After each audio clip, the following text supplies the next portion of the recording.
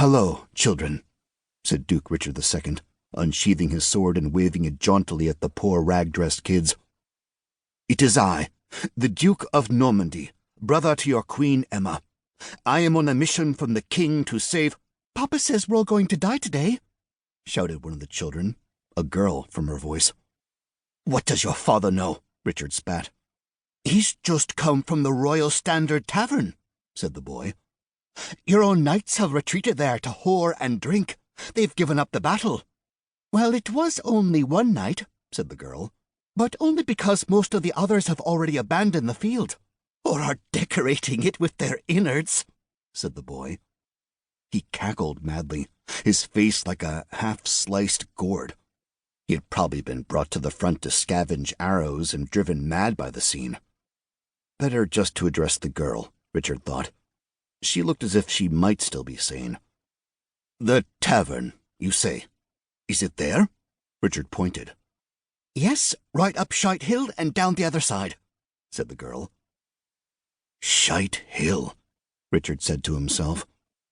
"I suppose they named it that to differentiate it from all the other mounds of shite around here." Then to the children, "Thank you. God bless. The Lord will reward you for your service to king and crown." "Yeah?" said the girl. "Reward us with what?" "A quick death, I hope," muttered Richard. Were he in a better mood, Duke Richard might have called the Royal Standard unassuming or perhaps even quaint. There is something about having knowledge of the sure and imminent death of not only oneself but of one's whole world that allows one to gaze upon the universe as it truly is, and not as one wishes it to be. The Standard was, in fact, a lopsided hovel he wouldn't stable a donkey in. Perhaps the name was a prophecy. England would fall, the kingdom reduced to nothing more than a place to rot one's guts with hops and loins with whores.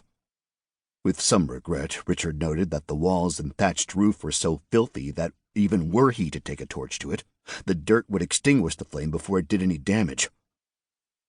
"Ah, it is this for which we are all eager to lay down our lives. This is what the dark-haired Danes struggle so mercilessly for," he muttered.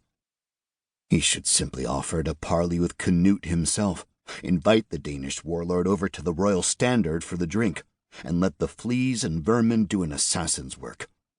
Then Duke Richard II would be the hero of the day, not that execrable Hexen Sabbath. The patrons of the crowded, squalid pub turned to stare at him.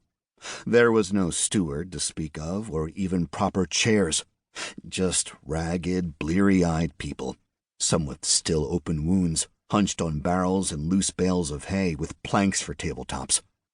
Except in the very rear of the establishment, where in the shadows far from the candlelight, a certain jovial squealing emanated.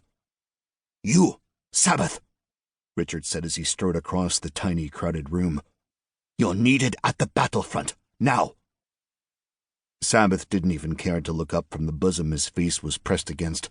He was barely visible beneath the tangle of limbs and yards of fabric from the raw-boned women who were crawling all over him, fondling him. The knight's mail and armor lay nearby in a heap. Richard was aghast. "Pardon me," said one of the women. All three turned to glare at the Duke. "You're interrupting something." "I know," said Richard. Sabbath smiled and said cheerfully, "Oh, Dick, how goes the war?" Duke Richard II, his tunic and leggings and cape still splattered with mud and filth, held his arms out wide and said, "Please, Sir Hexen, I beseech thee, accompany me to the lines.